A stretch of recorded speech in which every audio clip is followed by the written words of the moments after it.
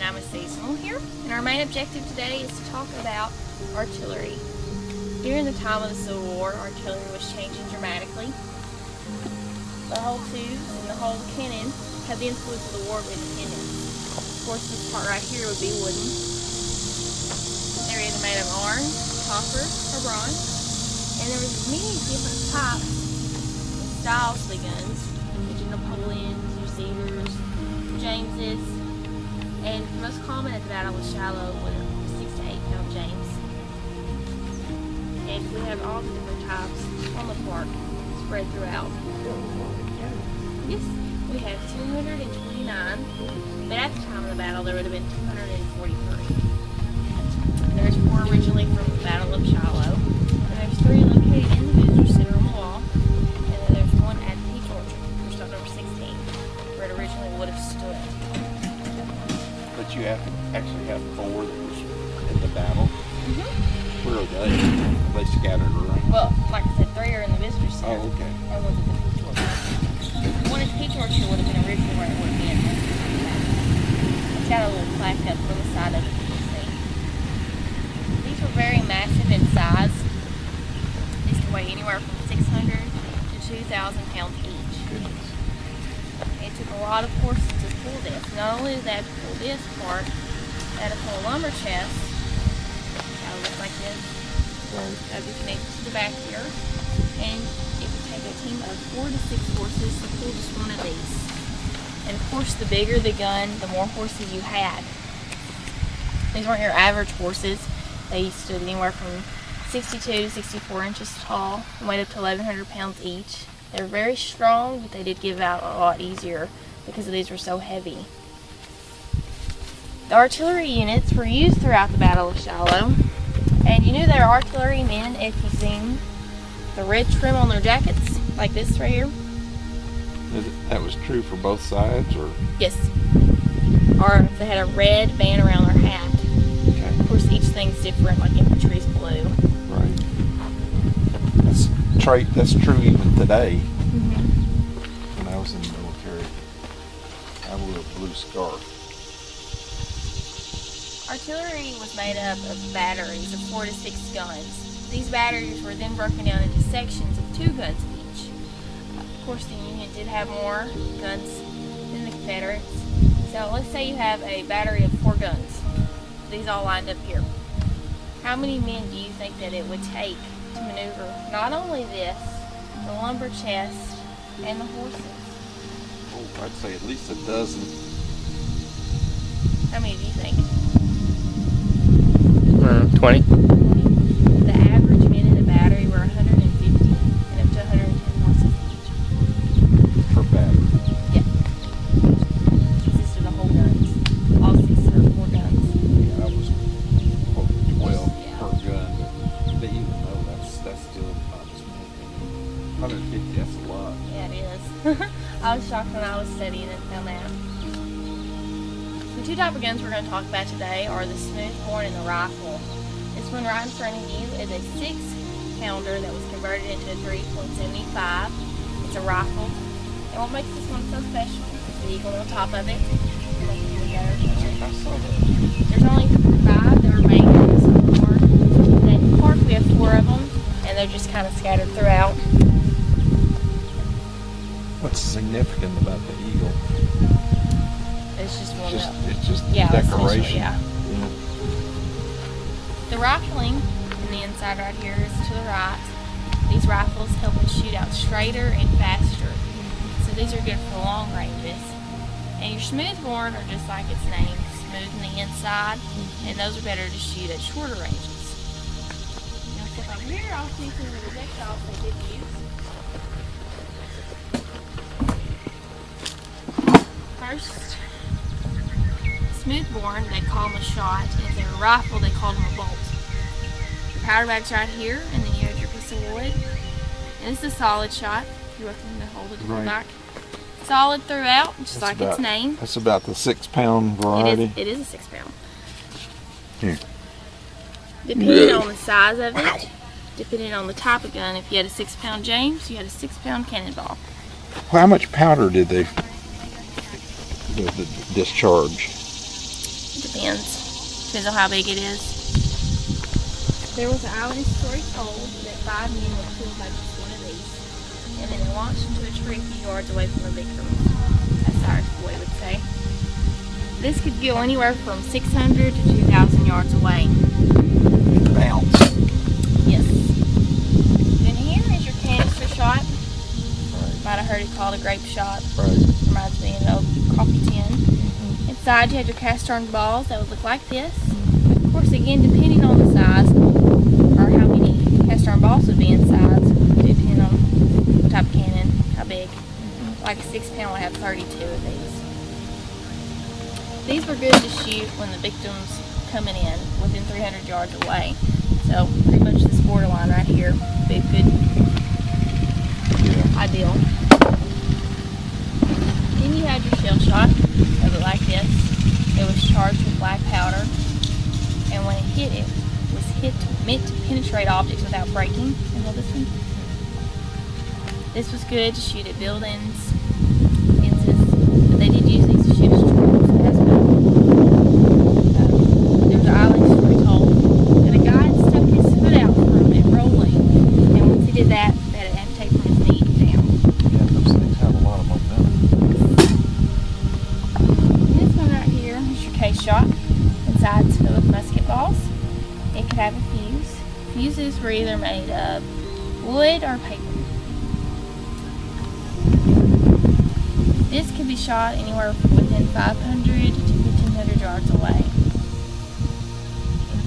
Explode. Yes. Once it hit, all these little musket balls are going to come out. And if you're ready, I'll show you how you would load and fire a cannon. Sure. We were at a Vicksburg 2 or 3 years ago when they actually fired one. We don't fire ours often. We only do it maybe 2 or 3 times during the summer. Of course, we don't use any of these. These are all spiked. Oh, are they? Yes. Plus, I wouldn't want to shoot one anyway nowadays. It's be very dangerous. The one they fired was beautiful. It was solid brass, beautiful. It's probably a reed. It was probably a yeah. reed. It was. We have one of those. They said it was. Did they? Yeah. Made an unbelievable racket. Oh yeah. And they only fired like a pound of powder. So you can imagine what it would be like with all these cannons going off at one time. Well, the number one rule about firing, you always wanted to stay outside the wheels. It's very important because these would rock back and forth here to this tree. If you got in front of one of these wheels, you're going to probably be very mangled Right. and out. So man number one would stand where you're standing, right there. Okay. What he would do is step in and get the sponge. It would look like this.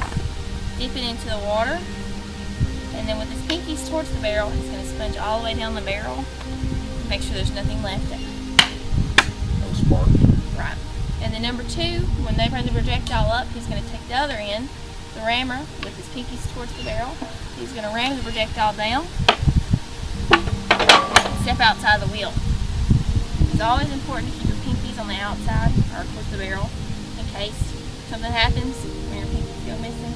You still have your thumbs to hold on to. Man number two had an easy job. All he had to do was stand right here. When the projectile was brought up to him, he's just going to step in. Number one's going to ram it, and he's going to step outside. At the very end, he's going to take this, called the worm, and he's going to put it all the way down the barrel, give it a twist, pull out, and make sure there's no powder bag left inside. That was done every time after it fired. Yes. Number three had a lot of jobs to do. As number one with sponge, he'd have a thumb style that would look like this, and he'd hold it over the vent. It was always important to hold over the vent when he did this. If you let air into the vent with the sponge in, anything left over would cause an explosion, and man number one would be down. As the projectile reaches the end where the powder bag would be, he's going to take the pick, he's going to pierce it, and then he's going to step outside the wheel. When the commander wants to come up and elevate the cannon, he's going to come back here to the hand spike. The gunner would like it. So it's fairly easy to use that to swivel it. Yes, actually it was. And it also, he had the job of holding friction primer lantern, which I'll show you that in a minute. When the projectile is brought down, number 3 pierces it. He's going to take a friction primer from 4 is, and he's going to stick into the vent. He's going to take the lantern, and this is when number 3 is going to step back in and hold right here so he doesn't pull 4 times. He's going to go all the way out, and when the gunner says pull, he's going to pull. That right there is going to cause a spark, which is going to make the cannon go boom. Well, now, The vent's right there, yeah. that's a vent Yeah. that they pierce the powder, right? Yes. But this is where they No. set it off? No. No? It's going to be in the vent. I just use that as a... Oh. This is going to be in the vent? Yes. Oh, okay. I just use that as my vent when I do this. Yeah. Then you'd have your number 5 man. They called him the powder monkey usually. He had a half second like this. What he would do is go back to the lumber chest, probably be from you, mid to the tree. And he's going to go back and get the projectile. And all he's going to do is bring it up to number 2, give it to him, and then go right back where he was. You also had a man that would be sitting at the lumber chest, put the fuses in and whatever commander said to do. And then you had your gunner, who would elevate the cannon using a flint pendulum that looked like this. Usually he would set it something like this. He would elevate it. So you had to hold it in position usually? Or did they have a... Usually probably hold it. Yeah, they use this to... Right.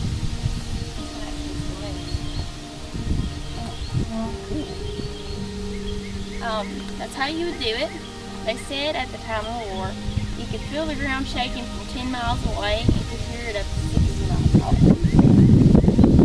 I believe that one cannon firing 1 pound of powder was amazing. And depending on how many times you could shoot, it always varies because sometimes you didn't have enough men to do it. Sometimes you might have 2 or 3 doing the cannon, or these would overheat, or you'd have a misfire. And you just had people who didn't know what they were doing, so most of the time, Yep. you don't know how fast they could do it. Well, I know a musket. If somebody was really, really good, they could load a musket and fire it 3 times. One here is about 2 minutes, but like I said, these overheat. You have to let these cool off, so. No, you know,